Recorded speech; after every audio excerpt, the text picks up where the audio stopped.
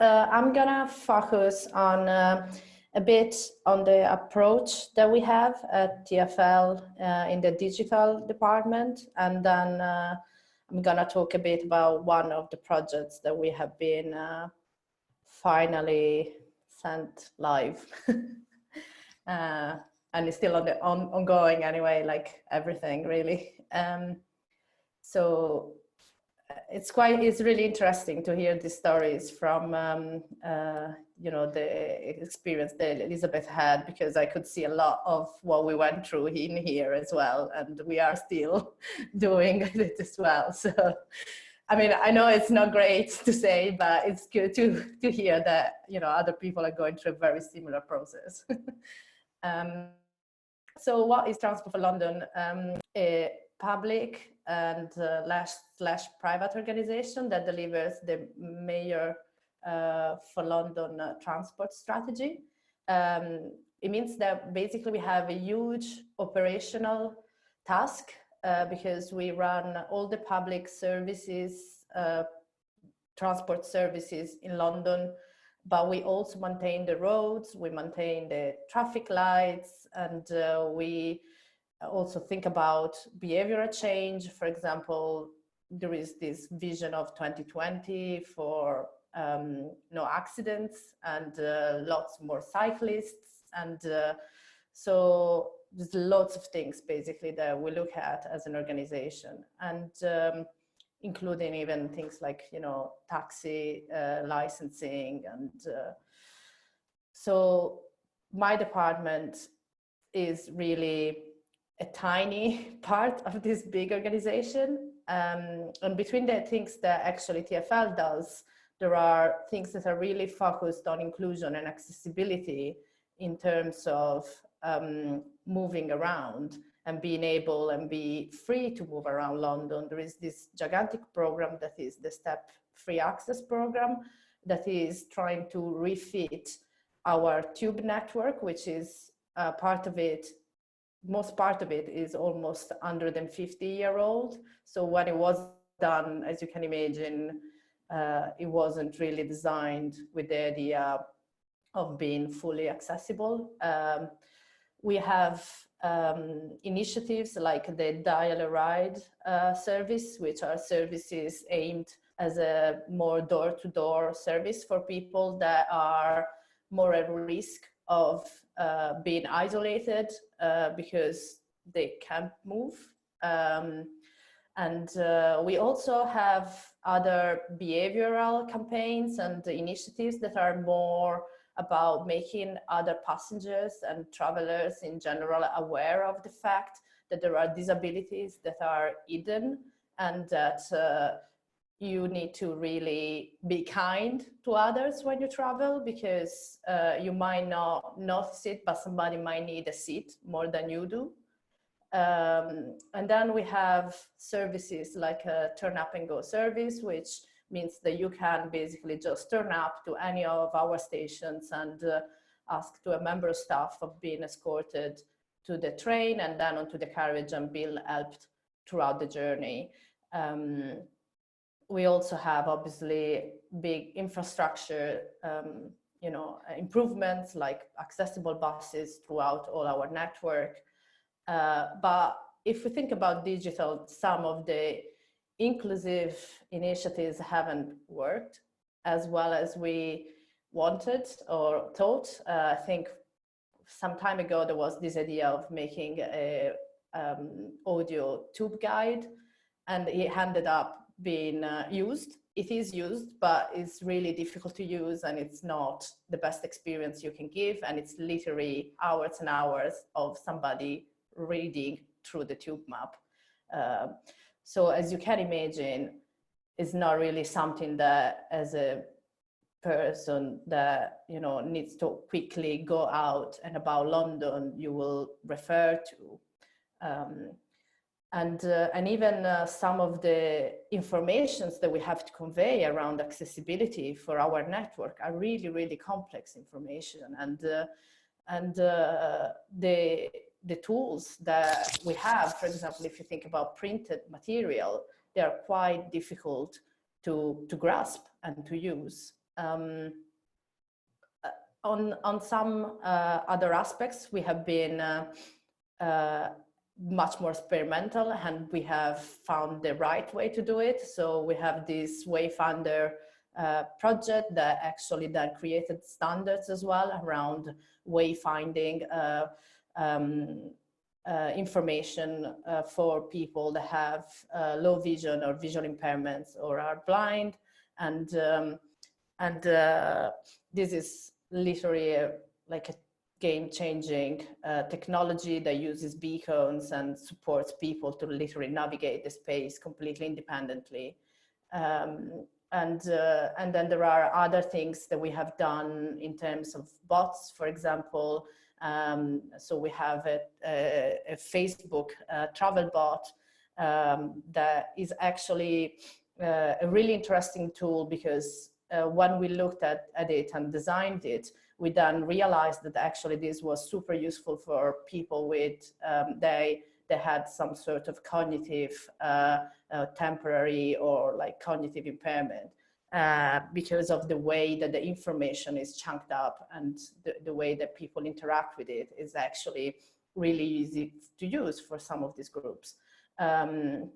So how do we understand what is inclusivity, and how do we design for inclusivity?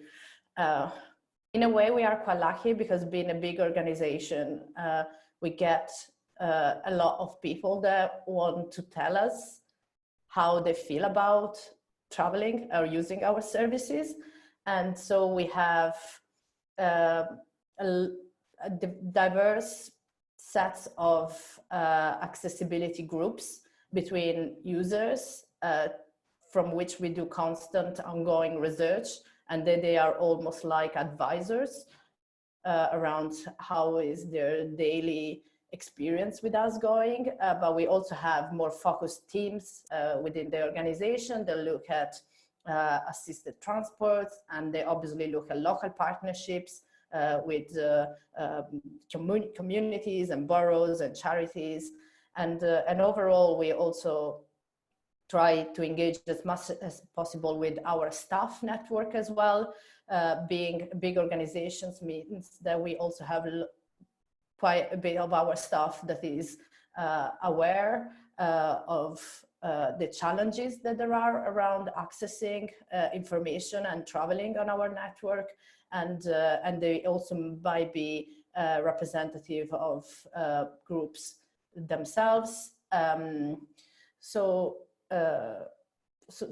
we have all these different type of pools and boards that we can go to according to what we are looking to design and to rethink.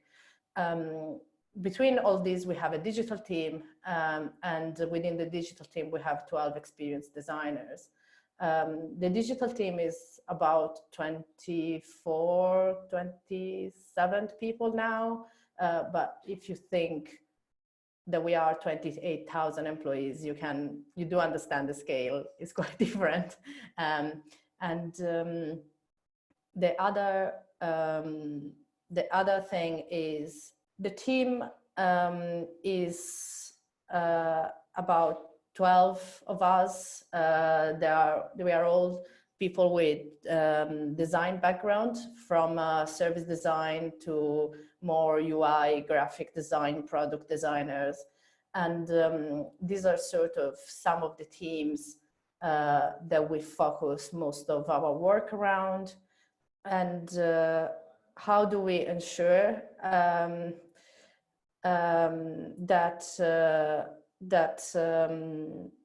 what we design is for everyone?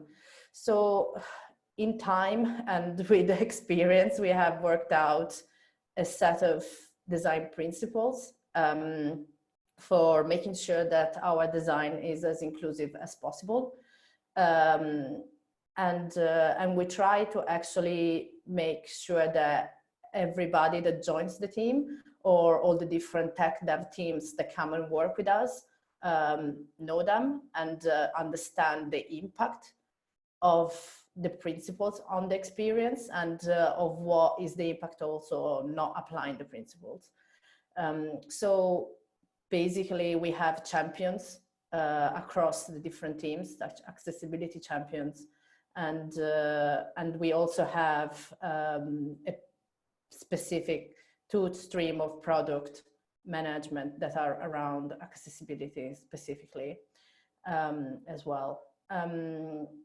So the principles are around simplicity of the UI, consistency of the partners and interactions, the use of language, the layouts and the general spacing, the fact that we need to make sure everything is as easy as possible, so glanceable and understandable enough, giving time to people, to users to complete action, and then not having hidden setting and trying to be calming as possible in the way that the interaction and the structure of the experience work, and also trying to be familiar in a way. So how we use this framework is pretty much together with the WCAG standards and guidelines that are more technical, obviously.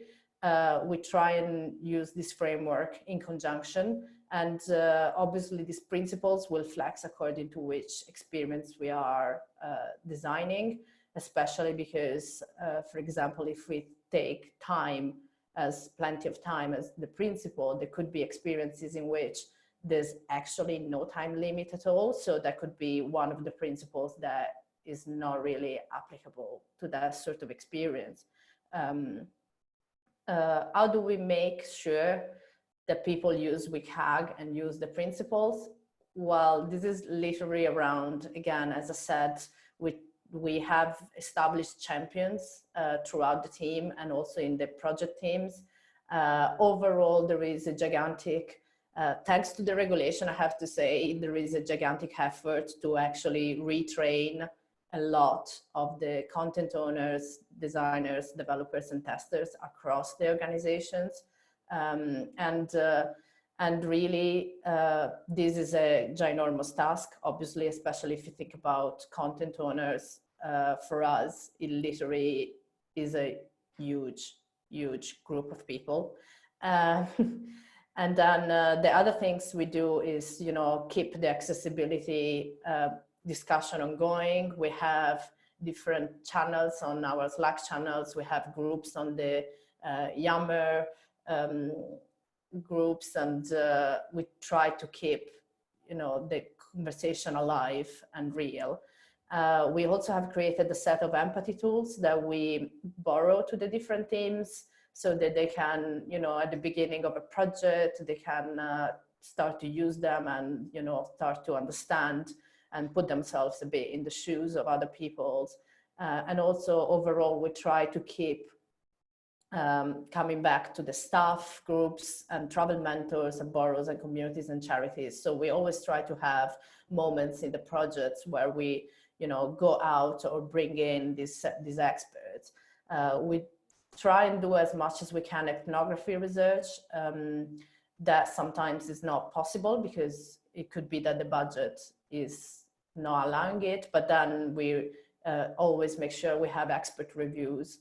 And also as part of the agile development process, we have included accessibility as part of the definition of done, which has been a huge benefit to make sure that actually this is taken seriously.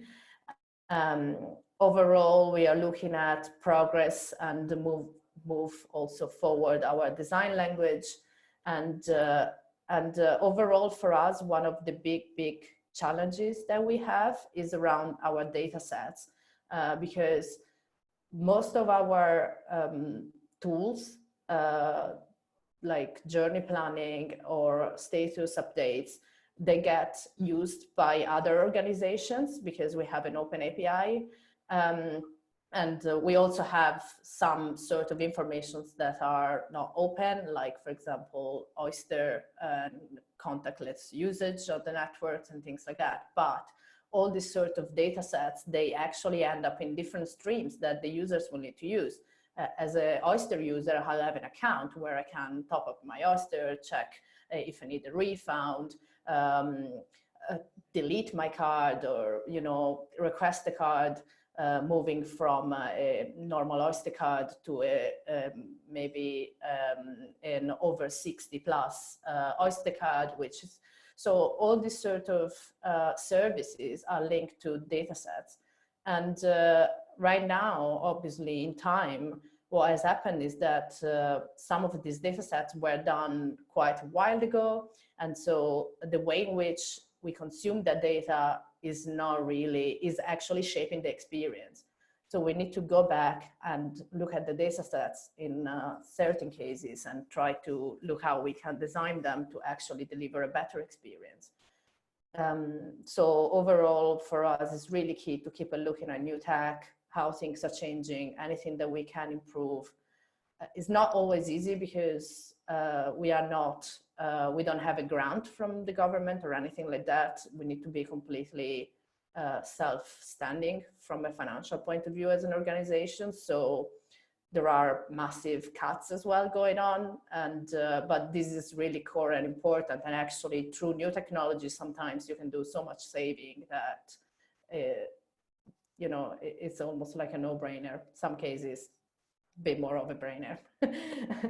And it's super important so to bring back to the people and to the users and to the fact that this sort of technology data, they need to really empower the person throughout the experience in real life situations. So one example of maybe not one of the most known tool that we have is the electronic service update boards, so-called in this horrible name that is ESUB. What is an ESUB? An ESUB is basically an electronic service update board. So it's a display that tells the real time of the status of the network at the old time. It's usually positioned around the entrance of a station, and there are about 390 of them across the network. This is one of them in terms of the fact that it is vertical and rectangular, but they might have slightly different screens in different stations according to when they were fitted in the station. And they are usually called by customers as the rainbow boards, because as you can see in this screen, they have all the different lines and they have all these different colors on it. So this is a product that has been there for quite a while, was designed quite a while ago. And as much as a useful information point, it is not really up to date anymore. And it's really quite difficult to read and understand and use. So what we did has been starting to look at the station experience again, to try and understand what is the impact that the displays have in the experience of the station around all the other different things that are going on in the station, all the different other points of information and actions the user perform in the station, and also thinking about the different type of moments and that there are in a station. Oh, today it's really busy and I need to queue to go through the gate line, versus oh, today there are disruptions on the line that I usually take, versus oh, today it's nobody, or oh, I'm in a rush, I need to go to a concert, and so on. And so we really wanted to understand what was the role of these displays, and what we did has been trialing different design in the live environment. So we chose 4 different stations that represents a bit the 4 categories that more or less represent all the stations in London. So we chose a local station, a destination station, a metro station, and a gateway station. And what we did has been spending around a week, 10 days in each one of these stations, trying to understand the different customer needs. So looking at how people related to the board or not, and what are the type of information that people, customers really look for when they are going through the station. It's quite important to say that these boards deliver also information as status of lifts, which are key for people with accessibility needs, like mobility needs. And also for elderly people, people with buggies, and people with luggages. So if you think about visitors as well. So the customer needs are quite broad, because they are from the level of, oh, is there, you know, is everything well on the Jubilee line, versus, oh, is there, you know, oh, actually there is a problem on the lift that I thought the journey was completely accessible. And then obviously this is a really important screen for staff as well, because staff relies on, they have loads of different duties, and this is one of the screens that they also use to get information as well. So customer needs, staff, and then what we did has been basically mapping each station and really mapping the interactions and patterns that there are, and the role that the screen plays in the station, according to the different type of users, different type of moments of the day, and what it means for staff as well. So basically, yeah, we spent time in the station, and we literally observed and interacted with staff and customers to fully understand how the different users, what was the role of the screen and the information in the journey. So this is like really a slide to try and summarize as much as possible. Like this is like a summary of some of the touch points, like the key touch points that there are in a ticket hall. So as you can see, there is quite a lot of things that people can interact with and relate to according to what is the focus. From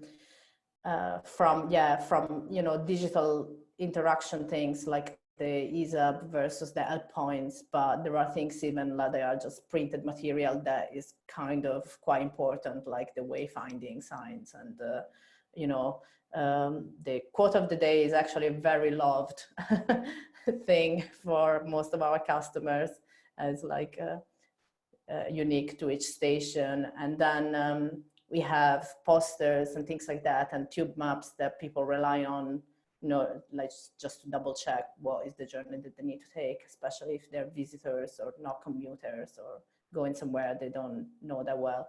And then obviously we have ticket machines, ticket gates, which are actually quite important, because they are the only one that are actual, like the ticket gates are actually like real obstacles in the experience, because you have to actually do something in order to interact with them, in order to access our services.